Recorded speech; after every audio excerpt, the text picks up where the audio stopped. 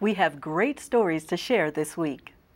Miracles in Snow filled Rocky Mountaintops for the 25th straight year. VA Deputy Secretary Gould shares his vision of VA's future.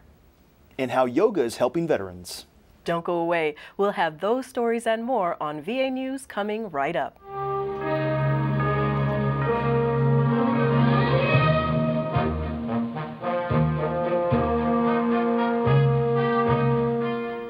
Hello, I'm Matt Webb with the Office of Information and Technology. And I'm Carmen Cordoba with the Office of Administration. Thanks for tuning in.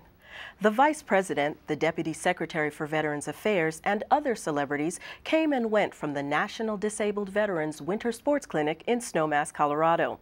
Near the end of the week, we were left with images of the participants, more than 300 disabled veterans, receiving their medals and gathering their equipment to return home to use what they learned and experienced to be quicker, stronger, and faster than when they arrived.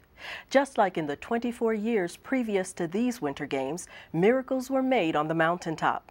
Here's a wrap-up report from Tony Hardman from VA's National Programs and Special Events. For 25 years, veterans with disabilities have been coming to the National Disabled Veterans Winter Sports Clinic to learn how to ski, find meaning in life, and build bonds that last a lifetime. Is to look in the direction of the turn. The instructors at the Winter Sports Clinic recognize the abilities of each veteran and teach them that the only real limitations there are in their mind. I don't know, for some reason you just feel so much better being around other people who's injured, and then you see what they can do, so it shows you that, you know, you still can do everything you used to do before. You just got to find a different way of doing it. And as the week goes by, participants begin to realize on their own that they can overcome amazing challenges. Whether they are skiing down the mountain in Snowmass, using all the strength they have to reach the top of the rock wall, or testing the speed of snowmobiles in Aspen. It lets me forget my problems, so it makes me forget the problems I'm going through, my headaches and everything. And it's just like everything just floats away at that time when I'm out there actually skiing. It's amazing to witness all the great things these veterans are able to do. That's why the clinic is often host to Olympic athletes and top representatives from the Department of Veterans Affairs. Well, they're such an inspiration. You know, a lot of people think, oh, I'm too old to ski, I'm not in good enough shape, I wish I'd skied, but now I can't. These guys are an inspiration to show not only that you can get out and ski and have a great time, but that also you can learn how to ski well enough to out-ski most of the people in Snowmass here. This year, the clinic hosted its most prominent advocate to date, Vice President Joe Biden. You guys and women are so incredible, you don't even realize what you do for so many other people who are wheelchair-bound. You don't have any idea the inspiration you provide for literally tens of thousands, millions of Americans who feel like they're really down on their luck and are ready to give up, and then they look at you, and they look at you, and you give them new life. The Vice President's words echoed throughout the week as veterans took control of the mountain and their lives. For a quarter of a century, this clinic has been more than just a week-long event. It's a life-changing experience for everyone involved that proves there's no such thing as a limitation too great to overcome. And for the next 25 years and beyond, the Winter Sports Clinic will continue to be a pinnacle of rehabilitative sports and instruction for veterans of past, present, and future. For the Department of Veterans Affairs, I'm Anthony Hardman. Deputy Secretary Gould has been a remarkable leader in government and the private sector. He's written 2 books on investing in human capital, and his people skills prove he knows what he's talking and writing about.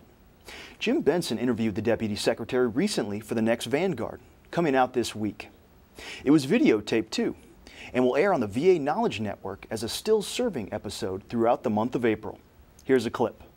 We got a lot of money, we've got a lot of buildings, a lot of great equipment, high-tech equipment and computers, and none of them will deliver a single service to our veterans. It's the people.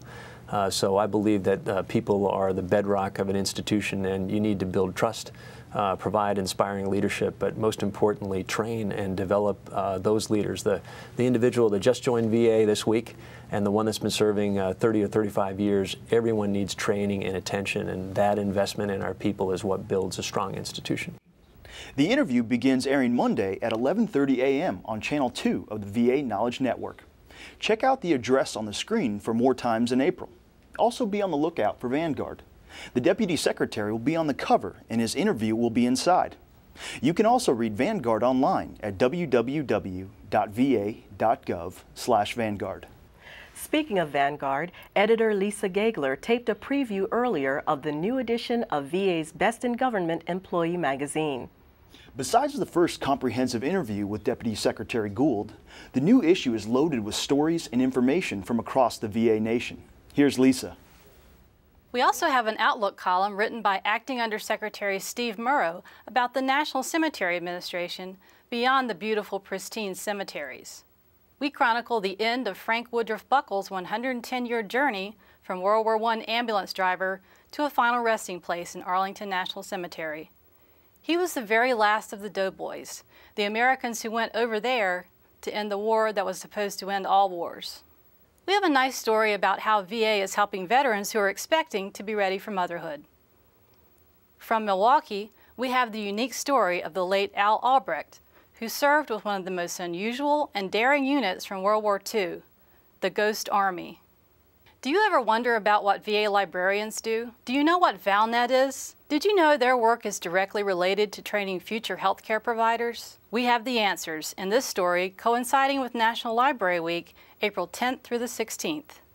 We talked with 3 formerly homeless veterans at the annual Winter Haven Homeless Veterans Stand Down in Washington, D.C. in January, and got 3 remarkable stories of how they overcame personal tragedies, drug and alcohol abuse, and life on the streets. The one common denominator in the 3 stories? VA. And how about this story about former Navy aviator Prentice Willis in Santa Fe, New Mexico? He enrolled for VA healthcare at age 100. At 101, he spends his time playing checkers with his home healthcare nurse. There is more, lots more, and we have lots of information to share in all the regular departments and sidebars of Vanguard. So get your copy or read it online at the web address on the screen. If you have story ideas, call me at 202-461-7427 or email me at vanguard@va.gov. Yoga is helping our returning warriors from the wars in Iraq and Afghanistan to cope with the stress and other symptoms of PTSD they inherited in their service. Here's a story from Milwaukee. Andy Hendrickson shoulders all the stress you would expect for a busy nurse at Milwaukee's VA Medical Center, but he also carries something more, memories of a troubling deployment to Afghanistan in 2003. So we had all these blown up people. I was so tense and wound up that I couldn't sleep, and when you can't sleep, you know, the next day isn't very pleasant. Hendrickson, a major in the Army Reserves, served at a combat support hospital. To help cope with his disturbing experiences, Andy turned towards something that was, for him, unique and unexpected. Lift your right foot, right ankle on top of the left knee.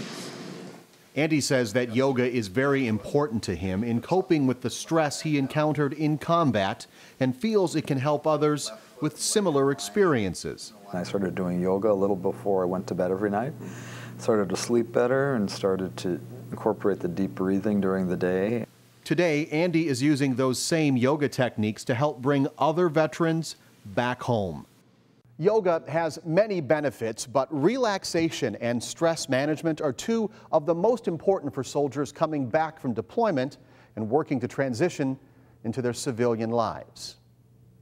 This day, Andy Hendrickson is instructing Army Reserve Specialist Michael Cody in the art of yoga and its many benefits. Cody was deployed to Iraq for 16 months at the height of Operation Iraqi Freedom. His post? Camp Anaconda, one of the most heavily mortared bases during that conflict. You know, you never knew what was coming. All of a sudden these sirens would go on, then you had to stop and take cover or whatever. And it happened you know, sometimes 3 or 4 times a day. Specialist Cody sought out Andy Hendrickson. Mike was determined to ease his stress, his pain, in a way that didn't involve medication. Jean Bromley manages the OIF-OEF program in Milwaukee. She says Mike Cody isn't alone in his desire to heal his mind and body with something other than a pill. We get that a lot. I don't want to take medication for the rest of my life. I want a way that I can deal with this, whether it be pain or whether it be stress. For those involved in Milwaukee's yoga program, its benefits extend far beyond the hour-a-week veterans spend with Andy Hendrickson. That's because yoga is a therapy that goes where the veteran goes and can be as easy to practice as taking a couple deep breaths. The spirit in me honors the spirit in you. Namaste.